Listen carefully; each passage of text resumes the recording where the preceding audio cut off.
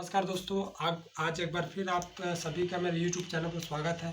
आज आपको पुनः मैं एक इम्पॉर्टेंट गणित 10वीं क्लास के विद्यार्थियों को बताने वाला हूं और ये क्वेश्चन जो है 2019 में इस साल 6 नंबर का आया था। तो चलिए देखते हैं दोस्तों।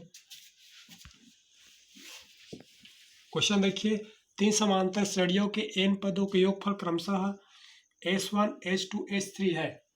यदि प्रत्येक श्रेणी का प्रथम पद 1 एवं समांतर क्रमशः 1, 2, 3 हो तो सिद्ध कीजिए कि S1 प्लस S3 बराबर 2S2। अब थोड़ा ध्यान देना दोस्तों। क्वेश्चन सबसे पहले आपको क्वेश्चन को बहुत अच्छे से समझना है, तभी आप आगे की गणित को बहुत अच्छे से क्लियर कर पाएंगे। देखिए क्या बोला गया है, यहाँ पर 3 श्रेणी दिया है। ध्यान देना, 3 श्रेणी S1, S2, S3, ठीक है। ये 3 श्रेणी है अलग अलग। S1 पहला श्रेणी है, S2 दूसरा श्रेणी है और S3 तीसरा श्रेणी है।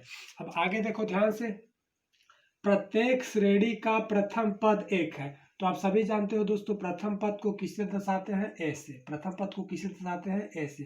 तो देखो श्रेणी कितना है? 3, 1, 2, 3। ये तीनों श्रेणियों के लिए प्रथम पद 1 है। ध्यान रखना, मतलब ए का मान 1 है। इन तीनों श्रेणियों के लिए ए का मान कितना है? 1। यहाँ तक क्लियर हो गया। आगे देखो सर्वांतर, देखो सर्वांतर को किससे दर्शाते हैं? डी से। सर्वांतर को किससे दर्शाते हैं? डी से।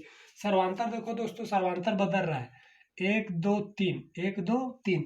तो जानते हो सर्वांतर को डी से दर्शाया जाता है। सर्वांतर का मान बदल रहा है 1, 2, 3। तीनों देखो, तीनों श्रेणियों के लिए, अर्थात S1 के लिए ए का मान 1, S2 के लिए ए का मान 1, S3 के लिए ए का मान 1। लेकिन सर्वांतर जो है तीनों के लिए अलग अलग है दोस्तों। सर्वांतर मतलब डी जानते हो। पहला श्रेणी क्या है? S1 के लिए सर्वांतर 1 है, डी का मान। S2 के लिए सर्वांतर 2 है और S3 के लिए सर्वांतर 3 है। मेरे ख्याल से यहाँ तक समझ में आ गया दोस्तों। आगे देखो क्या बोला गया, सिद्ध कीजिए कि S1 प्लस S3 बराबर 2S2। तो चलिए क्लियर करते हैं। देखो पहला क्या लिखा हूं मैं, प्रथम श्रेणी के लिए। प्रथम श्रेणी के लिए मैं अभी बता रहा हूं तुम लोग को पूरा कि तीनों श्रेणियों के लिए ए का मान क्या है? 1। ए क्या है? प्रथम पद। लेकिन तीनों श्रेणियों के लिए डी का मान बदल रहा है दोस्तों। S1 के लिए डी का मान 1, S2 के लिए डी का मान 2 और S3 के लिए डी का मान 3। तो प्रथम श्रेणी मतलब कौन सा आएगा दोस्तों? S1 आएगा ना। प्रथम श्रेणी मतलब S1 के लिए, यहाँ पर मैं S1 नहीं लिखा हूँ, तो प्रथम श्रेणी के लिए लिख दिया, मतलब आप समझ रहे हो किसके लिए? S1 के लिए। तो प्रथम श्रेणी के लिए ए का मान 1 है। ए का मान तो तीनों श्रेणियों के लिए 1 है और प्रथम श्रेणी के लिए डी का मान भी क्या है? 1 है। देखो दोस्तों, ठीक है। तो इसको फिर आगे बढ़ते हैं। सूत्र जानते हो, SN बराबर n/2 कोष्टक 2a + n - 1 × d। यहाँ पर देखो n है तो n का मान 1 है। n का मान नहीं है दोस्तों, सेम रख दिए। 2 का 2 यहाँ पर क्या है? गुणा। ए का मान 1, ए का मान 1 है ना, प्लस का प्लस। n का मान नहीं है, छोड़ दिए। और डी का मान 1 कोष्टक। आगे बढ़ते हैं। ये केवल यहाँ पर गुणा हो रहा है दोस्तों। देखो 2 का 1 में गुणा कर दो, 2 हो गया, प्लस का प्लस। अब n में 1 को आप नहीं घटा सकते, इस कारण क्या करना पड़ेगा आपको? ये 1 का दोनों बारी बारी गुणा कर दो। 1 का पहले n में करो, उसके बाद 1 का 1 में करोगे। ध्यान रखना, 2 का 1 में करो, 2 हो गया। अब 1 का n में गुणा करो, n में 1 घटेगा नहीं, तो ये जो सर्वांतर है इसका दोनों में गुणा कर दें। n 1 का पहले n में करो, तो 1 का n में करोगे तो n आएगा। तो देखो प्लस यहाँ पर भी है, यहाँ पर भी प्लस है, तो प्लस आ गया। अब 1 का गुणा 1 में करोगे तो 1 का 1 आएगा, लेकिन यहाँ पर रीड आएगा। क्यों? क्योंकि देखो इसमें रीड है। ध्यान और रीड। आगे बढ़ते हैं। S1 बराबर n/2। अब यहाँ पर देखो दोस्तों, n देखो, n क्या है? चर संख्या है और इसका जोड़ीदार नहीं है। मतलब जोड़ीदार मतलब इसका सजातीय पद नहीं है, तो इसको ज्यों का त्यों रख दो। और 2 और 1 को हल करोगे तो देखो दोनों क्या है? अचर संख्या है। तो यहाँ पर क्या है? धन है, यहाँ पर क्या है? ऋण। तो धन और ऋण का क्या होता है? ऋण होता है। धन और ऋण का क्या होता है? ऋण होता है। ऋण होता है मतलब घटता है। तो 2 में 1 घटाओगे तो 1 आएगा, 1 में धन आएगा। क्यों? क्योंकि 2 बड़ी है और 2 में क्या चिन्ह है? प्लस चिन्ह है। समीकरण पहला हो गया। मेरे ख्याल से आपको समझ में आ रहा होगा। कोई यहाँ पर कुछ नहीं करना दोस्तों, केवल सूत्र लगाना है। सूत्र में ए और डी का मान रखना है, बस। अब दूसरा आते हैं। द्वितीय श्रेणी के लिए मैं यहाँ पर रोमन संख्या लिख दिया हूँ, आप लोग द्वितीय लिख लेंगे, ठीक है। द्वितीय श्रेणी के लिए, अब द्वितीय श्रेणी क्या है दोस्तों? जानते हो S2 है। द्वितीय श्रेणी क्या है? S2 है। तो यहाँ पर ए का मान 1, तीनों श्रेणियों के लिए ए का मान 1 ही है। सबसे पहले तुम लोग को क्लियर किया हूँ। अब यहाँ पर डी का मान कितना है? 2। डी का मान मतलब सर्वांतर। तीनों श्रेणियों के लिए S1, S2, S3 के लिए ए का मान 1 है, लेकिन तीनों श्रेणियों के लिए डी का मान बदल रहा है दोस्तों। S1 के लिए 1 डी का मान, S2 के लिए डी का मान 2 और S3 के लिए डी का मान 3। तो द्वितीय श्रेणी मतलब S2 है दोस्तों। तो यहाँ पर ए का मान 1 और डी का मान 2। सूत्र रख दिया तो जानते हो आप, देखो एन है तो एन की जगह 2 दूसरा श्रेणी के लिए है ना। अब कुछ नहीं करना दोस्तों, हम ए और डी बस का मान आपको डालना है। कैसे रखना जानते हो आप। आगे बढ़ते, 2 का 1 में गुणा करो 2 हो गया, प्लस का प्लस। अब देखो एन में 1 नहीं घटेगा तो फिर दोस्तों 2 का दोनों बारी बारी गुणा कर दो। पहले 2 का एन में करोगे तो क्या हो जाएगा 2n। देखो दोनों में धन धन है, यहाँ भी धन है यहाँ भी धन है, तो 2n हो गया दोस्तों। ऋण का ऋण, और 2 का 1 में गुणा करो तो 2 एकम 2। आगे बढ़ते हैं। अब देखो ये 2n इसका सजाती पद है क्या, सजाती पद ना तो n वाला और है क्या, नहीं है, तो इसको ज्यों का तो रखेंगे दोस्तों। ये 2 में 2 में कट, 2 2 में क्या हो जाएगा, कैंसिल हो जाएगा, कट जाएगा। क्यों, क्योंकि देखो यहाँ पर धन है यहाँ पर ऋण है, धन और ऋण का ऋण होगा मतलब घटेगा, तो 2 में 2 कट गया दोस्तों। तो यहाँ पर क्या संबंध है, गुणा, कोष्टक ओपन हो गया।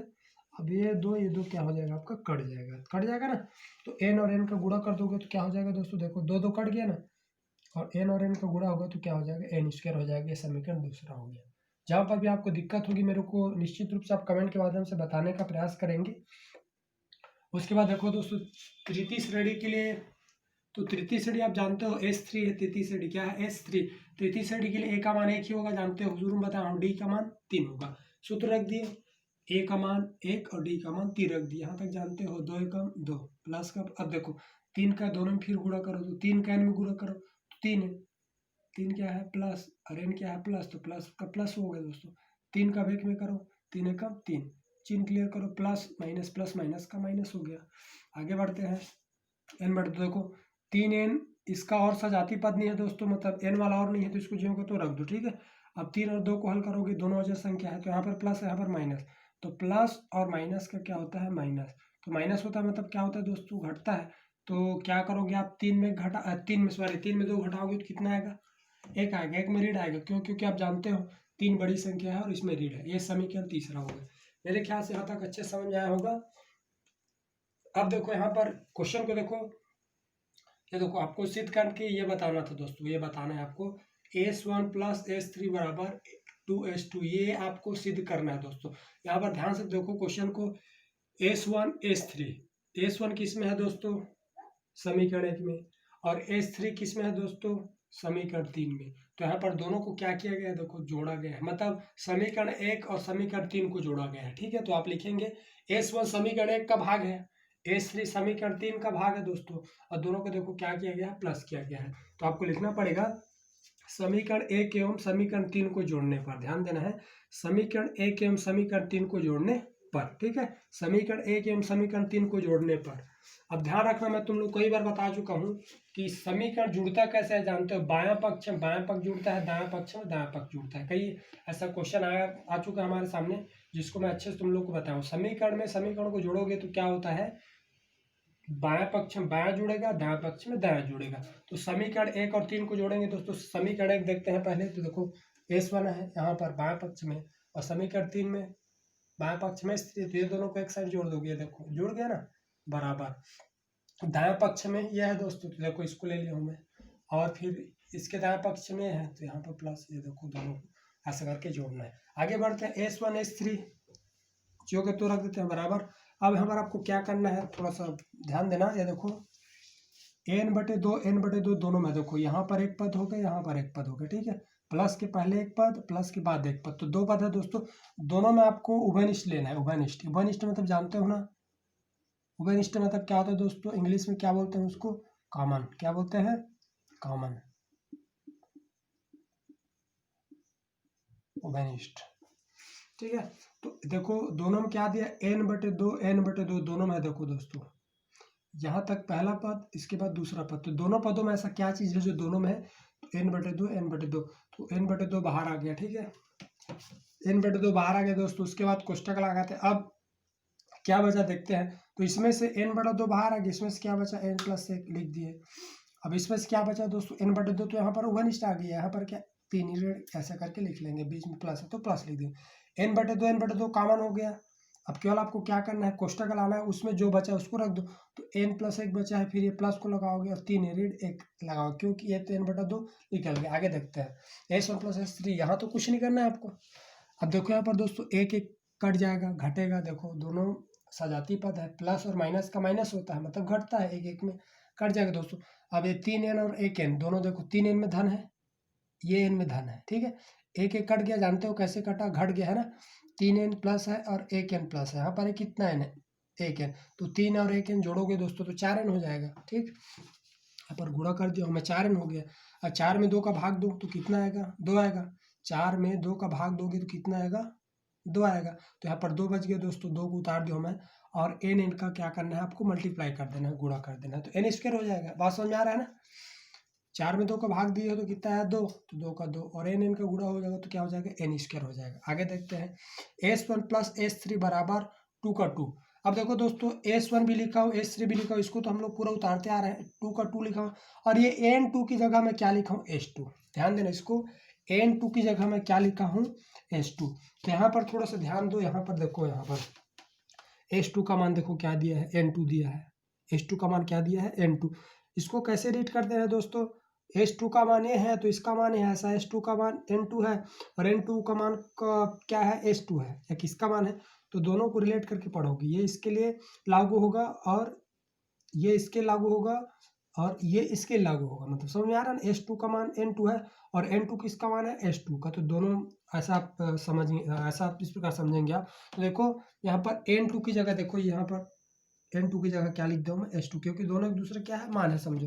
तो N2 की जगह S2 आ गई। यहाँ पर देखो ब्रैकेट में लिखा मैं, चूंकि S2 बराबर N2, तो यहाँ से N2 की जगह S2 लिया गया है। ठीक है, और ये आपका इति सिद्धम हो गया दोस्तों। आंसर देखो क्या बोला गया था, S1 प्लस S3 बराबर 2S2 बोला गया। अब यहाँ पर आपके 2 क्वेश्चन आप अभ्यास के लिए दिया हूँ। पहला क्वेश्चन है, समांतर सेट 10, 15, 20 देश का M1 एवं P1 पद ज्ञात कीजिए। दोनों में कौन सा सूत्र लगेगा, Tn बराबर a plus n minus 1 to D, यहाँ भी। उसके बाद यहाँ पर क्वेश्चन है दोस्तों दूसरा, रीढ़ 9, रीढ़ 5, रीढ़ 1 देश का अंतिम पद 64 है, श्रेणी में कितने पद होंगे। पद मतलब जानते हो दोस्तों क्या होता है, n का मान निकालना है। यहाँ पर ध्यान रखना, अंतिम पद है, अंतिम पद मतलब जानते हो ना, अंतिम पद मतलब l, तो l वाला सूत्र लगोगे दोस्तों तो आ जाएगा। ठीक है, तो मेरे ख्याल से आप लोग अच्छे समझ में आया होगा।